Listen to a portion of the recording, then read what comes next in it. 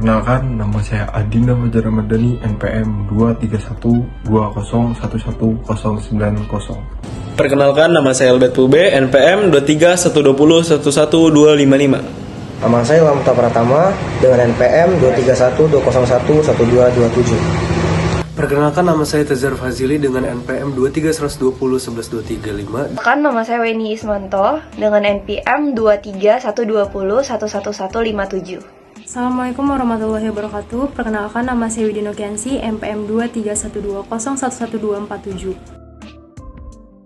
Asal muasal hubungan negara dan bangsa. Secara objektif, suatu bangsa dapat diidentifikasikan lewat perbedaannya dari bangsa lain.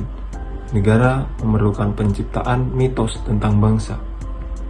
Hodgkinson 1994 menyatakan 5 perbedaan mendasar tentang antara bangsa sebagai gejala modern dengan bentuk-bentuk perorganisasian masyarakat yang pernah dikenal sebelum abad ke-19. Pengertian negara dalam bahasa asing, stat berasal dari bahasa Belanda, state berasal dari bahasa Inggris, sedangkan etat berasal dari bahasa Perancis. Dalam bahasa Latin, status atau statum artinya menaruh dalam keadaan, berdiri, membuat berdiri, menetapkan. Pengertian suatu organisasi di antara kelompok atau beberapa kelompok manusia yang bersama-sama mendiami suatu wilayah tertentu dengan mengakui adanya pemerintah yang mengurus tata tertib dan keselamatan sekelompok atau beberapa kelompok manusia tadi. Menurut konsep hukum, negara merupakan suatu fenomena hukum yang berupa badan hukum, yaitu korporasi. Adalah kumpulan orang dan atau kekayaan yang berorganisasi, baik merupakan badan hukum maupun bukan badan hukum. Pengertian bangsa ada 3. Yang pertama, menurut KBBI. Dalam Kamus Bahasa Indonesia, pengertian bangsa adalah kumpulan manusia yang biasanya terikat karena kesatuan bahasa serta wilayah tertentu di muka bumi. Menurut Ernest Renan, pada tahun 1823 sampai 1892, bangsa adalah jiwa yang melekat pada sekelompok manusia yang merasa dirinya bersatu karena mempunyai nasib dan penderitaan yang sama pada masa lampau dan mempunyai cita-cita yang sama tentang masa depan. Hal ini dibuktikan oleh negara Indonesia sendiri. Meskipun terdiri dari berbagai macam suku, bahasa, agama, namun karena sama dalam satu nasib, yaitu sebagai bangsa terjajah yang dalam hal ini sama-sama dijajah oleh bangsa Belanda. Yang kedua, itu ada istilah bahasa asing. Istilah bangsa diterjemahkan dari kata nation, dan nation berasal dari bahasa Latin natio, yang artinya suatu yang lahir.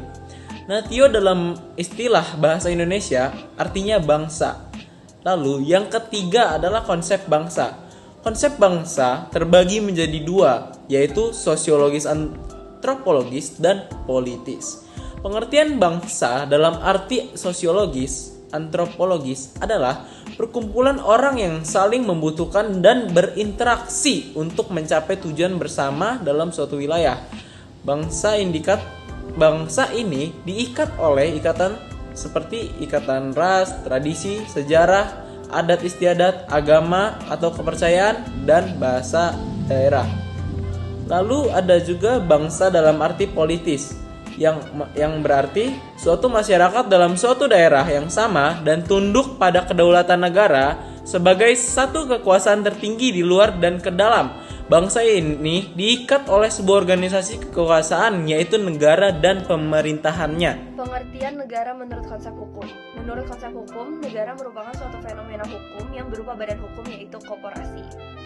Sebagai badan hukum, negara merupakan suatu personifikasi dari tatanan hukum nasional yang membentuk komunitas.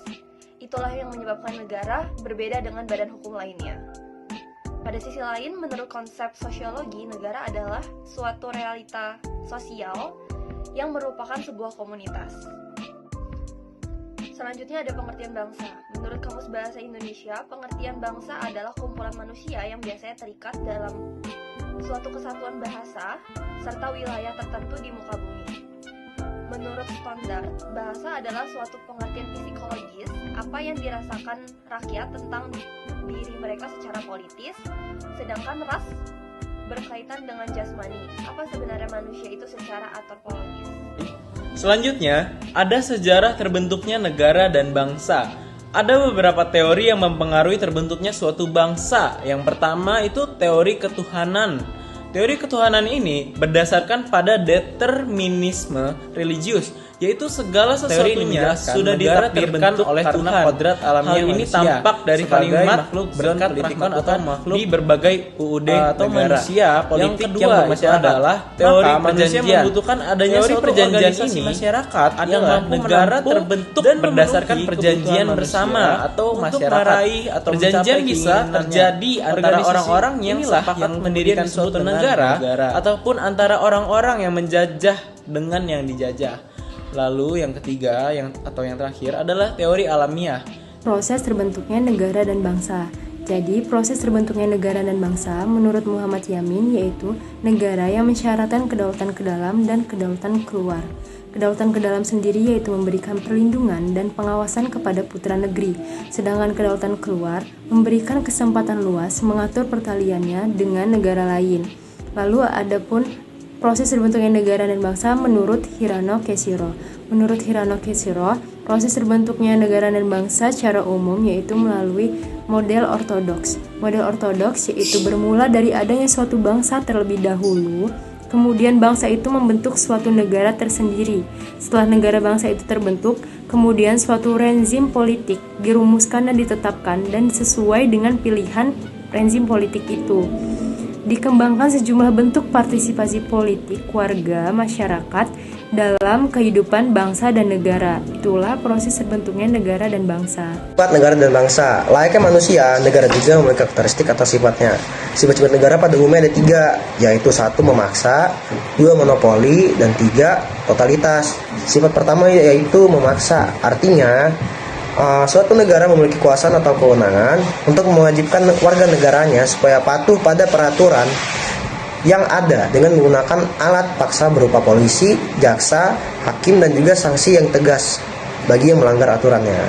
Yang kedua, sifat monopoli. Monopoli ini mempunyai arti bahwa suatu negara juga memiliki kekuasaan atau kewenangan yang mutlak untuk mengatur arah perjuangan dan tujuannya untuk mencapai apa yang diinginkan negara yang bersangkutan. Setiap negara menguasai hal-hal tertentu demi tujuan negara tanpa ada saingan. Yang terakhir, sifat totalitas. Berarti bahwa setiap warga negara atau setiap negara memiliki wewenang untuk memberlakukan semua peraturan yang telah dibuat oleh negara tersebut dan diperuntukkan oleh seluruh warga negara tanpa terkecuali atau tanpa ada diskriminasi. Sekian, terima kasih. Perkenalkan, nama saya Tazar Fazili dengan NPM 23-120-11235 dari kelompok 4 Negara dan Bangsa Ilmu Negara. Lalu yang terakhir ada unsur-unsur negara dan bangsa. Jadi ada beberapa unsur-unsur yang dapat membentuk suatu negara dan bangsa. Unsur-unsur yang dapat membentuk suatu negara dan bangsa itu terdiri dari 4, yaitu yang pertama wilayah atau daerah kekuasaan.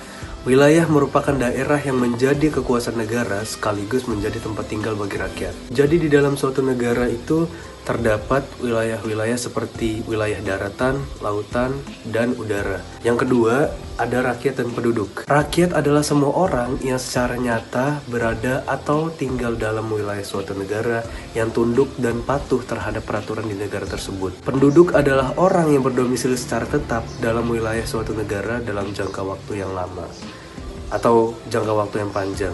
Penduduk juga terdiri dari WNI dan WNA. Penduduk dibedakan menjadi warga negara dan bukan warga negara.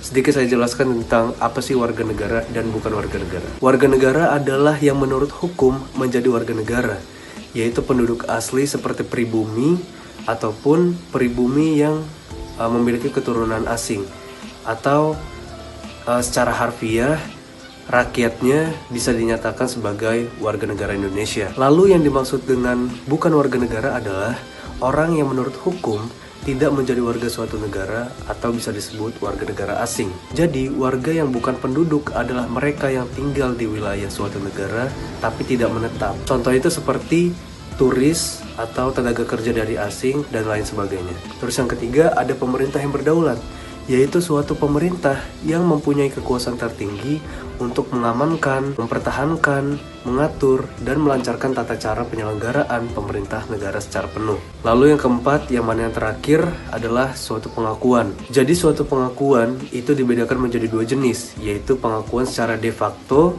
Nah, de facto ini adalah pengakuan atas fakta adanya suatu negara yang telah terbentuk berdasarkan adanya rakyat, wilayah, dan pemerintahan yang berdaulat. Lalu ada de jure.